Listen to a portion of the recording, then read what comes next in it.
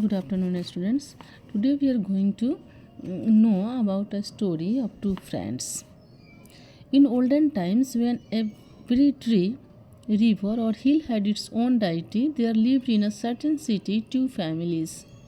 The head of one of these families was an honest and virtuous man, whereas the head of the other family was dishonest and wicked. Both of them had sons, each. They took after their respective father in character.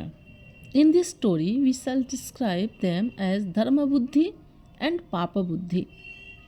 Business was dull in their city, so Papbuddhi told Buddhi, "Let us go to the city of Ujjain. It's a flourishing city. Perhaps we can make a fortune there." The latter thought it a good idea, and before long they headed for Ujjain.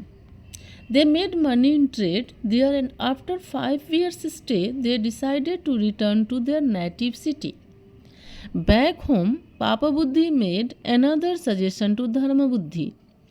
"I don't think it's safe to keep all earnings at home. Thieves may steal our money. Let's bury our money under a tree in the forest nearby." Buddhi again agreed. At dead of night, they strolled into the forest with their pile. They selected a tree, made a hole, put their pile inside it, and filled it up again. Both went back home, but after some time, Papbuddhi stealthily came out. He hurried to forest, dug up the whole pile, and secretly came back home with it. After some days, Buddhi needed money for household expenses. He asked Papbuddhi to accompany him to the hiding place in the forest. Papbuddhi willingly followed him. When the hole was opened up, to Buddhi's wonder, there was no money there. Papbuddhi at once raised a hue and cry. He charged Buddhi with theft of the money. He thought he brought charge of the theft against Buddhi in the court of law. Buddhi pleaded not guilty. Papbuddhi then suggested that the deity of the tree would guide them to the truth. Along with them, the judge proceeded towards the forest. In the meanwhile, Papbuddhi's father, on the request of his son, had borrowed a hole in the tree trunk and taken shelter there. So when the judge asked the deity of the tree, "Lord of the tree, please tell us who stole the money," the old man inside said, "It's Buddhi's doing. God is always on the side of the virtuous." Buddhi pleaded the judge to bear with him for a short time. Collecting twigs and dry leaves, he made a fire at the foot of the tree. Soon the tree caught fire, and the fire also entered into the burrow. Fearing death by burning, Papbuddhi's father crawled out. He confessed that Papbuddhi was the thief, and he asked him to play the role of the deity of the tree. Buddhi got back his money, and Papbuddhi was sent to jail. His father was set free, but only after a severe rebuke. Moral of the story: crime can't escape punishment. बच्चों, इस कहानी से हमें यह शिक्षा मिलती है कि क्राइम का यानी अपराध का दंड अवश्य मिलता है। इस कहानी में हम लोगों ने सुना, दो दोस्त थे, एक का बुद्धि अच्छा नहीं था, कैरेक्टर अच्छा नहीं था, दूसरे का बहुत अच्छा था। उनके एक एक बेटे थे। दोनों बेटों का स्वभाव भी अपने अपने पिता के समान ही था।